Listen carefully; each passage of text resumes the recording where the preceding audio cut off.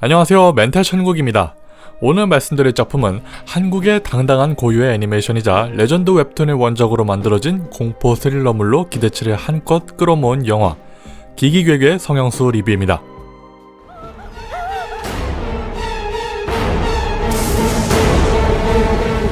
이제부터 내가 행복해질 거야. 사람들한테 사랑받으면서. 사실 저는 이 영화를 안 보려고 했습니다. 다른 분들처럼 저도 덕질 한번 시작하면 끝이 없어서 드라마나 웹툰, 애니 등은 정말 신중하게 선정해서 간신히 볼 정도로 자제하거든요. 그래도 뉴 뮤턴트 개봉하기 전에 뭐라도 하나 보자 하는 셈으로 웹툰에서 성형수 편만 봤는데 오성대 작가님의 위대함이 느껴지길래 바로 보고 왔습니다. 그래서 한 줄 평으로 요약해보자면 한국 공포 애니메이션의 초석을 다질 만한 작품이었습니다. 일단 다른 거 다 빼놓고 작화에 대한 의견이 굉장히 갈릴 것 같았는데요. 애니를 좋아하는 입장에서 그간 해외 애니들에 비교하면 딱 이 정도면 오케이 수준, 그 이상, 그 이하도 아니라는 입장입니다. 하지만 한국 애니 시장이라는 인식도 있으니 우리나라 기준에서만 봤을 때는 좀 놀라울 정도로 괜찮더군요. 작화 부분에서는 기대를 안 했는데 도입부 보고 좀 깜짝 놀랐어요. 다만 작화에 대한 의견이 어디까지나 개개인의 입장이 극명하게 갈릴 테고 결정적으로 해외 애니들을 주로 봐온 관객들이기 때문에 애니를 안 좋아한다면 진입장벽이 꽤 많이 크다는 게 느껴지더군요. 작화에 대한 입장은 이 정도면 마음에 들었다 라는 의견으로 마무리 짓고 넘어가겠습니다. 자, 그럼 애니로서의 완성도가 어떻냐가 작품성을 좌우할 텐데요. 우선 오성대 작가님의 짧지만 탄탄한 설정들과 캐릭터가 자리 잡고 있었기 때문에 이 짧은 이야기를 자연스럽게 부풀리기만 하면 됩니다. 그런 의미에서 이 영화는 조금 과한 편입니다. 물론 실사와 애니의 차이점이 있기 때문이기도 할 텐데 애니는 실사에서 보여주기 힘든 시각적인 예술들과 표현을 상상력과 자본만으로 표출해낼 수 있다는 결정적인 매력이 있습니다. 하지만 실사가 아닌 캐릭터들의 얼굴을 관객들에게 내세워서 공감을 일으키는 것은 대부분 개성 있는 캐릭터의 모습보다는 그 캐릭터에게 담겨진 설정과 이야기 때문에 영화의 흐름을 붙잡고 가는 건데 관객들이 이 감정선을 천천히 이해하기도 전에 극단적이고 과격한 하이라이트급 위급한 상황들이 쉴 틈 없이 쏟아져 나옵니다. 이게 또 왜 그러냐면 웹툰의 이야기에서 좀 추가된 설정들이 많긴 한데 원작의 이야기가 정확하게 나열되어 있거든요. 그런데 여기서 웹툰과 영화화의 문제점이 충돌하는 것이라고 봤습니다.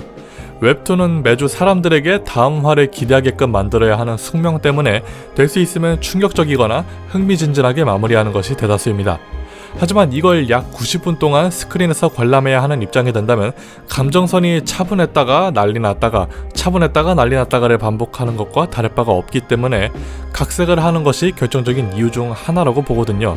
이러면 또 원작 설정을 그대로 담고 가도 욕먹네 라고 말할 수 있겠지만 이것을 영화라는 기승전결 스토리라인에 맞게 약간의 각색을 한 작품들이랑은 느낌이 다르다는 것입니다. 그래서 이 영화는 이러한 부분에서 있어서 많은 아쉬움이 담겨져 있었습니다. 특히나 웹툰을 본 사람들이라면 더욱 그럴 테고요. 정말 관객들이 감정선을 쉽게 따라갈 수 없을 정도로 과하고 급했습니다. 그렇다고 이러한 단점만 있었던 건 아닙니다. 기기괴괴 성형수 편에서 다루는 내용은 성형 중독에 대한 위험성뿐만 아니라 외모지상주의 비판, 그리고 갑질 논란 등등 한 번쯤은 고민해봤을 만한 메시지가 담겨져 있기 때문이죠. 나름대로 추가된 설정들이 과하다는 건 사실이지만 짧은 장면만으로 메시지를 전달하기 위해서는 탁월한 선택이라고 보는데 이것을 감안하더라도 관객들에게 전달되는 외모지상주의의 비판 메시지는 정말 묵직했습니다. 보신 분들은 당연히 눈치를 채셨겠지만 주인공 예지가 성형수를 사용하기 전후에 사람들의 시선이 극적으로 달라지고 이 부분을 적극 활용하듯이 주인공을 비롯해서 미인이 등장하는 장면에서는 일반인들과 비교될 정도로 남다른 빛 효과가 한눈에 들어오더라고요. 물론 부족한 작화의 완성도를 효과들로 어느 정도 커버를 하는 느낌이기도 했지만 이것은 사운드 선정과 성우분들의 뛰어남도 굉장한 비중을 차지하니 조금 뒤에서 얘기하도록 합시다. 사실 개인적인 주장이긴 한데 외모지상주의라는 게 인식에 비해 좀 많이 줄어든 상태라고 느끼고 있는 편입니다. 외모지상주의에 대해 검색하다가 알게 된 사건이 하나 있는데 2003년 말부터 2004년까지 인터넷에서 벌어진 얼짱강도라는 사건이 하나 있습니다.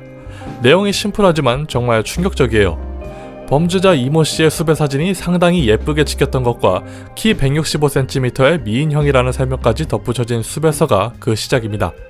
네티즌들은 얼짱열풍에 맞춰서 팬카페까지 만들어지고 결국 이모 씨의 범죄 동기를 추측하기 시작하며 결국 그녀의 무죄를 일편단심으로 주장하는 사람들이 생기는 일이었죠. 지금 이 사건을 말씀드린 이유는 예전보다 확실히 덜해진 게 느껴진다는 것입니다.